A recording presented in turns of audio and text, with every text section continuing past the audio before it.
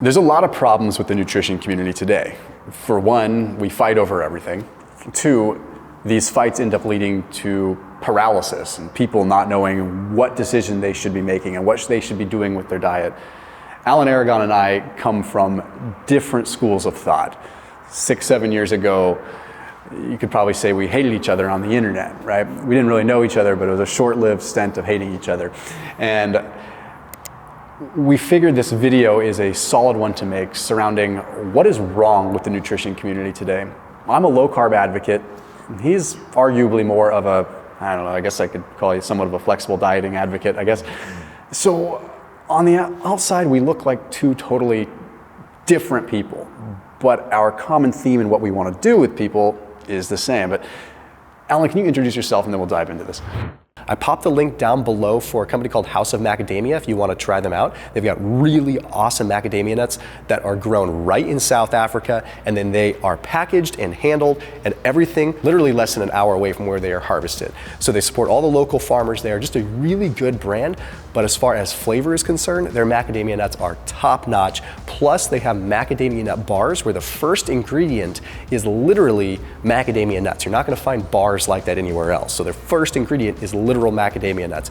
And additionally, they have macadamia nut oils, and they've got some other really cool products coming out. So definitely recommend you check them out. They are a sponsor on this channel, but because of that, there's a 20% off discount link. So the top line of the description, just beneath this video, there's a 20% off link. Plus, with any purchase using that link, a free 20-ounce bottle of cold-pressed macadamia nut oil. Literally the only cold-pressed macadamia nut oil that I know of that's on the market.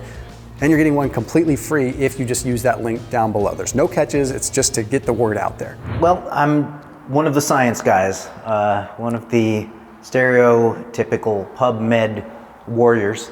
But I don't know, I guess the difference is my colleagues and I, we do the research, we do the science, and we try to communicate it out to hopefully crystallize usable public health messages. So that's kind of my role, I would think, in the community. Now, in a nutshell, you know, you were sort of the godfather in a way of the flexible dieting world. I mean, you kind of like, I say that with like, back in the heyday, you were kind of like, you had a group of this flexible dieting, and it was like, and you mentioned something to me where you almost created a bunch of monsters. And sometimes I feel the same way about content that I put out 6-7 years ago, where maybe I was a tad too dogmatic in my way of thinking and might have created some monsters out of that. But you know, that's not really what the problem is that we see with nutrition today. I think nowadays, like, information is everywhere. But if me being someone that comes from a low carb side of things, and let's just say you're a high carb side of things, no, it's not necessarily the case. We end up with this friction that ultimately puts us in deadlock and nobody wins. And I mean, what are you seeing today? I think this is going to be an interesting discussion. I think that we're realizing that everybody is just trying to achieve the same thing: better health, better fitness, better longevity, better quality of life, and better lifespan and health span. And we're all striving to achieve the same thing and help our audiences achieve the same thing. And the thing that people rarely acknowledge is that we don't know everything. There is a vast expanse of gray area that we just don't have definitive knowledge of. I mean, we've got enough of the fundamentals down to be able to get these results, but a lot of times it's these sort of fringe ideas that we battle over. Like way back in the bodybuilding.com days, I would argue with various guys over branched chain amino acid supplementation, when we're just arguing for days over something that might make a tiny fraction of difference over the course of somebody's entire training career, and so, like with the if it fits your macros thing, I mean, that started as a way to tell people that, yeah, man, you can have whole eggs, just be aware of how the egg yolk contributes to your daily fat allotment. And so what happened from that is people took the if it fits your macros acronym and they turned it into how much junk food can I fit in my diet and still hit my macros and then just kind of brag about it? And so the idea of food selection matters, diet quality matters, not just for health, but for body composition, because if you're taking down a bunch of foods that don't satiate you, then you're not going to be able to sustain this net caloric deficit that we're striving for fat loss and so on. And so those pieces of nuance got lost in the whole flexible dieting thing, where people can think that carb source doesn't matter at all. Just hit that carb number, and as long as you hit the fat number and the protein number, you're good. And that's never been accurate, and that's never been the message that any of us at the top of the pyramid wanted to propagate. Yeah, and from the keto side, it's actually the same kind of discussion. It's just becomes this, oh, as long as you don't spike insulin, it's fine, right? That's not the case either, right? It's like we're not trying to say in the low carb community, oh, well, it doesn't have carbs, so it's fair game. You can eat as much of it as you want. Oh, it doesn't matter if the fact that, like, you know, fat quality doesn't matter. You know, okay, we don't care about monounsaturated fats. We don't care about polyunsaturated fats. We don't care about membrane fluidity. We don't care, we don't care. It's just like, no, that stuff still matters, right? We have to have nuance to this discussion. But as someone that was talking keto, low carb really early on, I recognize that too. I say, okay, well, wait a minute. Some of this information that I put out ends up getting, it's like a game of telephone. Next thing you know, it's like, well, okay, as long as there's no carbs in it, it's totally good to go. And next thing you know, you end up with hyper-palatable low-carb BS. That just makes you just eat twice as much. But hey, by the way, there's also double the caloric density in these low-carb junk foods. And then people start gaining weight, or they stop losing weight. And then you end up, oh, well, low-carb doesn't work. So then you end up, just by contrast, creating enemies, right? And at the end of the day, you and I discussed a little bit, being in the researcher world, or being in the research world and being a researcher, you're not a moron. It's not like you can't see that there's good low carb research out there. Yeah. And me being in the low carb community, I'm not a moron, and I can see that there's good high carb research out there. So just because we sit on different sides of maybe what we spend our time looking at, so it doesn't mean that there's not thoughtful acknowledgement to each side. And like now with social media, it's just getting so much more intense, because there's also, everything needs to be sensationalized. So everything needs to become like just intense and a serious fight, right? Yeah, everything needs to be boiled down to a 30-second, 15-second clip, right? Whether it's on TikTok or whether it's on YouTube Shorts or whatever it is. And the important details go missing. Like, for example, a lot of folks rip on the Kiko camp, or the Seco camp, as some people say it. Well, folks in the research community, for example, we see calories and hormones influencing each other and being inseparable from each other, especially states of energy balance as they relate to the satiety hormones and the hunger hormones. They are just a symphony in lockstep. It's almost like a seesaw. You can't separate them. So when somebody says, yeah, the Kiko folks, don't they know that it's all about hormones? Well, not really, man. It's about both. We have to consider this sort of bi-directional relationship of calories and hormones and how that influences health and body composition. So the thing is, you can't get that across, you know, in these internet arguments and these short clips where people are just figuring they're in these different camps and they're ready to just, you know, throw the weapons out whenever they get the opportunity. And so I think it's a lot better to, as you mentioned, just kind of be open-minded and know that neither side knows everything, and everybody can learn from what other people are investigating and succeeding on. I mean, an extreme case, right, is the carnivore community. I used to think it was the most ridiculous thing in the world, right? But a lot of people are getting a lot of great results by eliminating a lot of certain foods. And I think it's an interesting study. I'm not pro plant-free diet. It would take a lot of evidence for me to be able to like co-sign that. But what I've come to find out from just kind of observing the carnivore community, these folks are investigating carnivore dieting for health reasons. It's not to freaking get the last row of abs. It's not to get that, that perfect look for the club or whatever. They're suffering from various symptoms and intolerances that they're just trying to figure out, what the heck am I getting triggered by over here? And when you realize that these people are approaching it from a finding out what on earth is wrong with my health perspective, then you can kind of empathize with the fact that, okay, so they're trading a standard Western diet for like an all meat diet, all animal-based diet, and they're trying to figure out their health.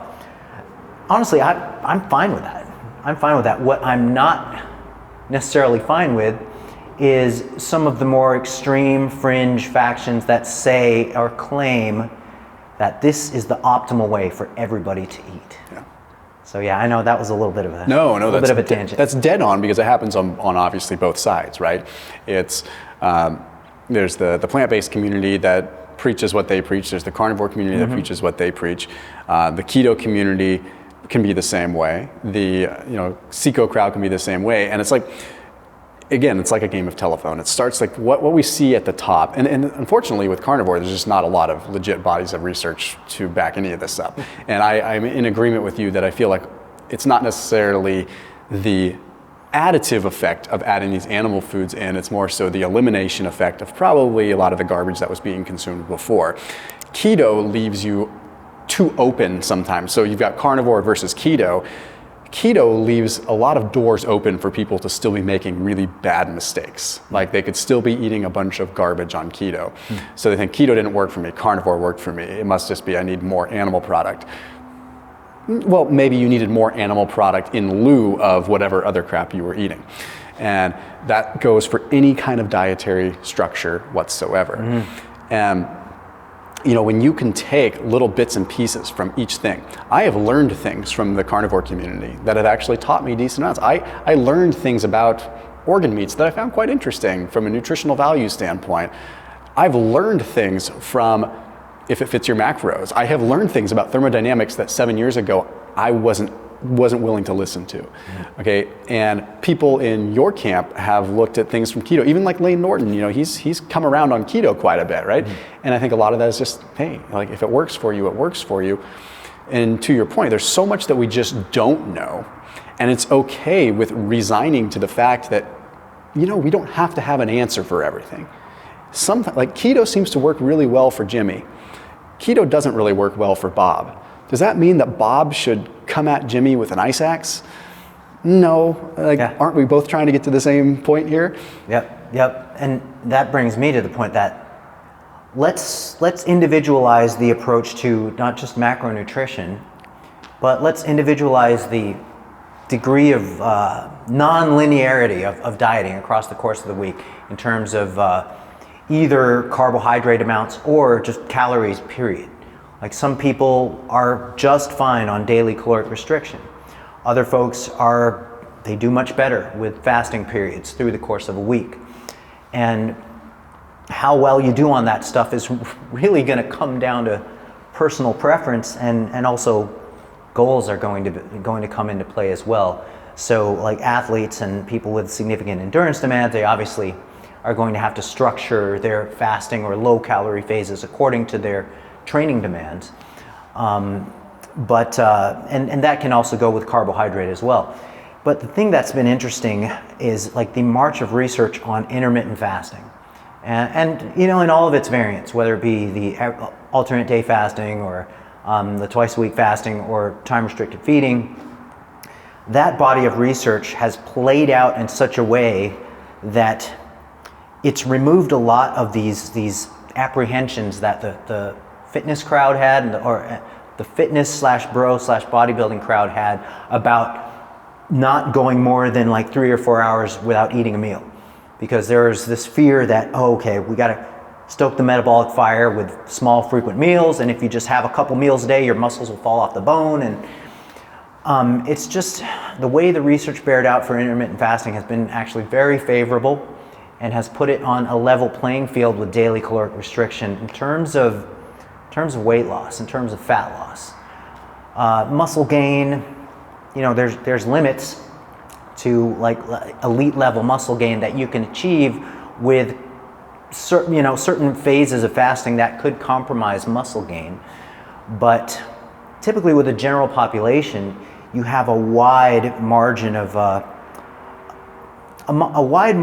fasting variance and fasting strategies that will still preserve muscle mass as long as you're resistance training. So everything from the alternate day fasting to the time restricted feeding models, if resistance training is in place, if protein is in place, then there isn't this major threat of catabolizing down to nothing like we thought, like we assumed like 10 years ago before the research just started piling up. Yeah, it's happened fast. And that's the thing is like people think, oh, well, Thomas, like, 7, 8 years ago, like, did you believe this? And I'm like, not necessarily. Like, that's the thing. Like, things sometimes move very fast, and like sometimes research moves slow, like in the bureaucratic sense of what we might see in terms of, people are like, how is the food guide pyramid still a thing? Well, the food guide pyramid's still a thing because that is a bureaucratic beast that needs to be conquered, that is light years behind where research is, and that's a completely different story. Okay, but the food compass just hit the news when Joe Rogan blew up that post from Good Ranchers. Oh my gosh.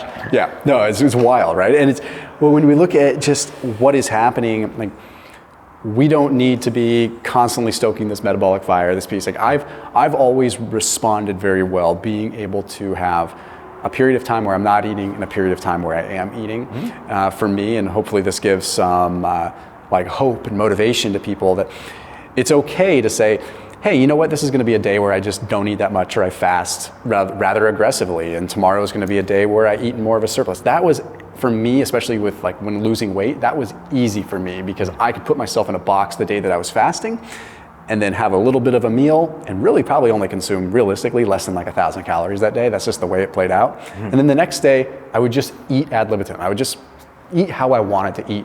And naturally I actually didn't eat all that much. And the weight just fell off of that doing like this alternate day fasting approach.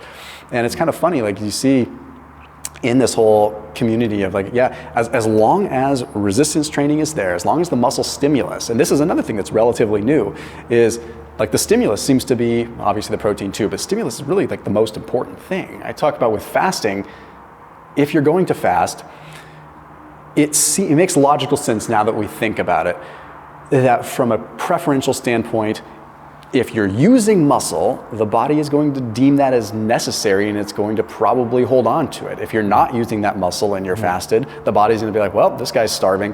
What the heck is this stuff good for? Start breaking it down. Sure.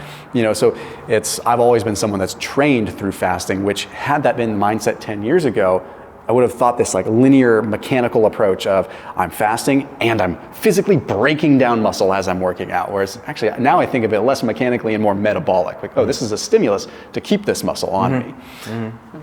Yeah, there's interesting research all in that area, and it's just really gained a lot of momentum lately. And I was the lead author of a recent review paper on intermittent fasting and its effects on body composition. So I can appreciate all of these new findings, and I can say, hey, I was wrong about intermittent fasting when it just sort of first broke out onto the scene. Yeah, well, that's probably simply, and again, it's a perfect example of you being so heavy in the fitness community that probably, I don't want to say clouded judgment. That's not the wrong word. That's not the right word, but it almost makes you sit in this box of like, okay, well, the fitness community is all about like, keeping the muscle. So when you first look at intermittent fasting and you're looking at that, it's like, oh, wait a minute, this is terrible. There's no way in heck this can be good. But it's going to take a decade of research to really understand that. It was difficult for me too. As a matter of fact, when I went through, I lost a lot of weight with intermittent fasting, and then I'm like, okay, well, I need to put muscle on. So I need to like probably just go away from that, eat more, 4 or 5 meals a day kind of thing. And there was like no difference. And I wasn't even looking at research at that point. It was just, I didn't notice a difference. Yeah. And so I knew deep in my mind, I'm like, wait a minute, this isn't really doing much different eating 4 or 5 meals per day than it was when I was intermittent fasting.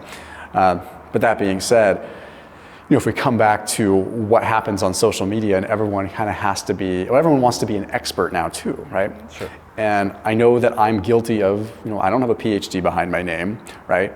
But I'm decent at articulating the information.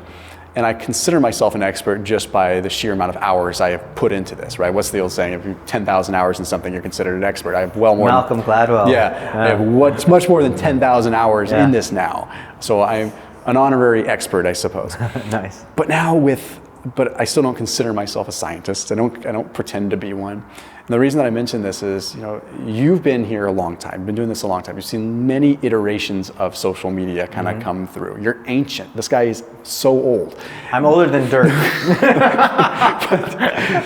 Like now I see like we're at a point where like everyone's got to go for this quick hit, and and everyone has access to PubMed now. So everyone wants to be, but nuance is gone because they'll cherry pick some little piece and suddenly become an expert on it.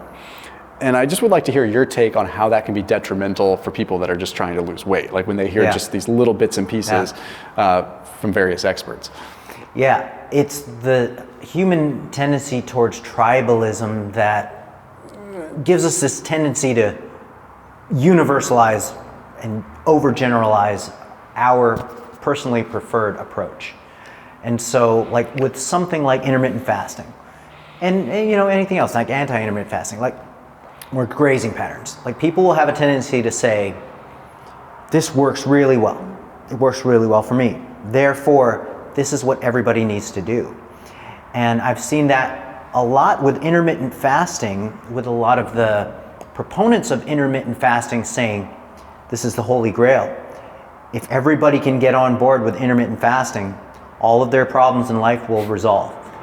And I'm thinking, well, it's not that simple, because when you look at the research and you look at especially the current research, early time restricted feeding started gaining momentum with these short-term studies.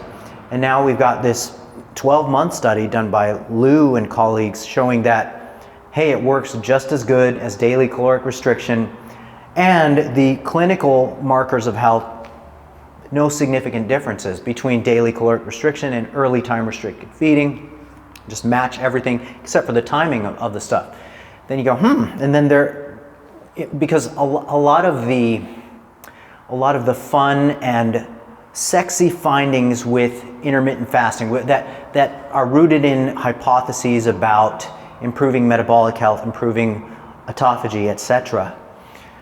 That would be great if there was the evidence for that, but as the march of evidence continues, we're seeing that intermittent fasting is a viable option, and it is an attractive option for people who prefer to eat ad libitum on the days on their feeding days, because it is a really kind of neat hack to not having to micromanage your intake on a daily sense, and just trying to impose this daily deficit. So it's really cool in that sense. But we have to kind of revert back to the idea that some people are going to do great on it, some people are not going to do great on it, and we just literally have to go with what the individual responds to best, because it's not the best way, but it is a viable option. So I think that's kind of the message, that when something works really well, it might not necessarily work really well for everybody. And it's good to have a bunch of programming options. Yeah, I think that, the tribalism piece, you just nailed it with that. I mean, human nature, I think we want to get very dogmatic and tribal about things, and nutrition is just a very odd way to do that, because it's so individual and it's so diverse, and we know so little about it that it's quite candidly, it's impossible to be accurately tribal about it. But people, especially when they have success with something, they want to get loud about it, and I can understand that, right? And I've always said, when I talk about fasting, or when I talk about keto even, there's a passion in my voice that is there because it worked for me. But I also like to be very clear that it worked for me, and that's why I get so excited about it. And no amount of hate or trolling can take that away from me. It worked for me, and I'm passionate about it. But I don't ever say this is the only way. And now the algorithms make it so that someone that doesn't have experience talking to them, you and I have experience talking to large groups, large audiences, which means that being responsible people there's a level of just responsibility that comes with what we say, what comes out of our mouth. Like, I cannot jump up in front of 3.5 million people and say, keto's the only way. If you don't, you're going to die earlier. Like, that would be grossly irresponsible of me, even if, and I don't, even if I felt that was the true way, right? It's just, that's not a responsible thing to do, because that could not be the way for everybody. But when you have people that are given a platform, and I don't want to say don't deserve a platform, but they're given a platform and they're inexperienced with having that level of visibility. The algorithm can serve people that have 5,000 followers similarly to what it will serve people that have 3 million these days. So you have, Joe Blow coming out here that had success with fasting, or you have Jill Smith that had success with If It Fits Your Macros, and they're putting this viral content out there that explodes, and it's getting the same amount of shares that someone that has 1 million followers would get. Then you have the person on the other side of the equation that's receiving this information that maybe doesn't understand how social media works, especially a baby boomer or someone in their 50s or whatever. They're going to see this content, and because it's on their feed, they're going to take it as literal fact, and they're going to take it as the news and as the truth, because they don't maybe think about how the fact that this is just algorithmically served because it's sensationalized. So they see this and they say, I saw this lady on Instagram talking about how intermittent fasting is going to make us all die. She's got to be right, because she was on my feed. Yeah. And people that are savvy with the internet understand that not to be the case. But there's probably more people not savvy with how the internet really works. If it pops up on my Facebook feed, my Instagram feed, it's got to be the truth. And that's what's dangerous, is that people that shouldn't be spitting out information are able to spit out false information. So I understand how that becomes a problem. And all that does is paralyze the good person that's just trying to find that little nugget that they need to lose weight because they want to be able to play with their grandkids. Yeah. And I think it helps for people to know that intermittent fasting is one of many ways to maintain a certain level of caloric balance by the end of the week. Yes. And it's a legit way to accomplish it. And as long as we can kind of pull back and I mean, a lot of people who have had a lot of success on it, I've seen them say, this is the superior way to do it. It is the superior way to diet. And well, that's false per the evidence. And as long as we can acknowledge that, I think that we're moving in the right direction by saying that, okay, that's a legit option, that's a legit option. Let's see who works best with what on an individual basis. Or better yet, keep them all as tools in your toolbox and use them all little bits of time here and there and test them out and see what works. Even with the same person, like through the course of the year. The course of a week. Well, who says you can't intermittent fast on Tuesday, eat high carb on Wednesday, eat keto on Thursday and Friday? Try it all. See what works for you. As a matter of fact, there's decent, maybe there's a level of success that comes from just constantly doing something different and keeping your mind fresh. But anyhow. Yeah, and this opens up a whole other can of worms, but with athletic performance, we're beginning to see that if you can more closely fuel the demands of the given training bout or the given competitive bout, you see quite a bit of non-linearity in terms of caloric intake through the week with folks who are trying to economize on their caloric intake, so they have to allocate fuel to where it needs to go in a lot more specialized way. And sometimes that defaults to significantly lower calorie days on days where the demands are low. So interesting. Yeah. Cool. Well, Alan, where can everyone find you, man? AlanAragon.com, and Instagram is the Alan Aragon, and oh boy, I did start a TikTok account, but I don't even know. Better off without it. Anyway, as always, keep it locked to hear my channel, and thanks, my man. Got it, brother.